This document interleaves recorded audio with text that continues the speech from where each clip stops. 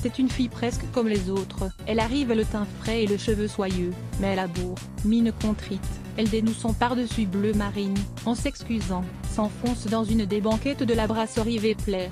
Sa grand-mère a longtemps habité le trottoir d'en face. À chaque fois qu'on se retrouve place Clichy, on se rappelle l'anecdote.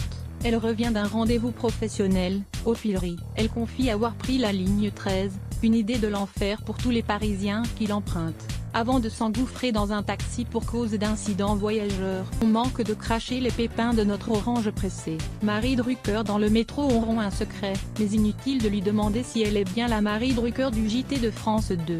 Quand vous la croiserez à bord d'une rame, elle vous jurera que non. Vrai que Marie n'est plus une femme tronc, elle a quitté le 20h.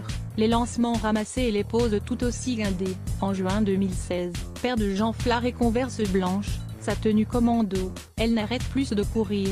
Marie, si elle continue d'incarner les magazines infrarouges et Retour aux sources.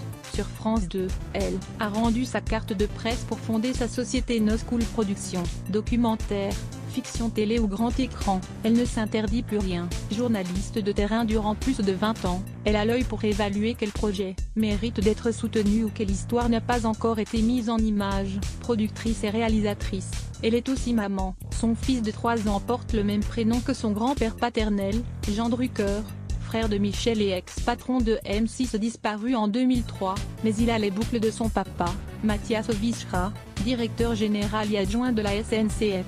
Vie privée. No-go zone. Avec l'animatrice Sidonie Bonnec, elles ont préféré disserter sur la maternité de manière générale dans Maman pour le meilleur et pour le reste, est de Fayard. Un livre drôle et décomplexé. 2 adjectifs qui qualifient cette Marie Drucker, plus celle du JT de France 2, qu'on vous souhaite de frôler sur la ligne 13 ou ailleurs. Gala, ce 3 avril, à 22h45. France 2 diffuse Le courage de grandir, un film sur les enfants précoces que vous avez réalisé pour la case infrarouge dont vous êtes également l'incarnation.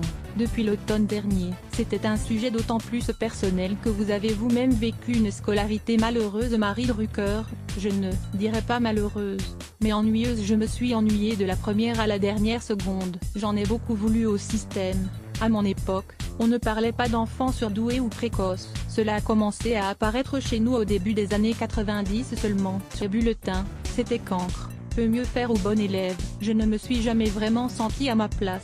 J'ai compensé par les relations sociales, les copains, et l'indiscipline. J'ai toujours cru, à tort probablement, que tout ce que je connaissais, je l'avais appris en dehors du cadre scolaire. Gala, le film montre qu'il est parfois difficile pour les enfants précoces d'être compris par leurs parents, ou qu'à l'inverse, ceux-ci culpabilisent du mal-être de leurs enfants. Quelle était la position de vos parents? Marie Drucker, ils ont été extraordinaires et c'est précisément parce qu'ils ont été exceptionnellement compréhensifs et respectueux de ma liberté que j'ai continué à être heureuse et bien dans ma peau, alors même que mon père avait fait les études les plus brillantes qui soient, Sciences Po et l'ENA. Note de la rédaction, il m'encourageait dans l'exploration des domaines qui me passionnaient, comme le cinéma ou la musique. Au sujet de l'école, il disait simplement, il faut le faire, fais-le.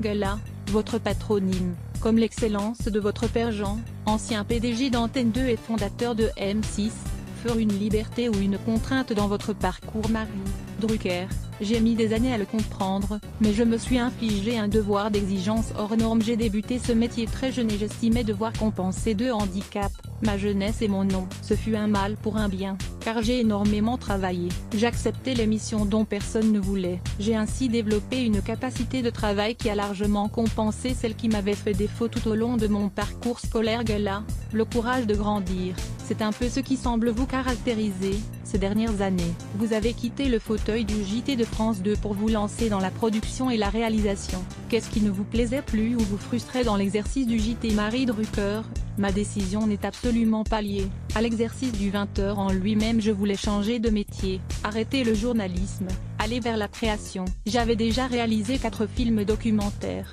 mais j'étais frustrée de ne pas pouvoir m'y consacrer plus pleinement. La proposition de France 2 d'animer les débats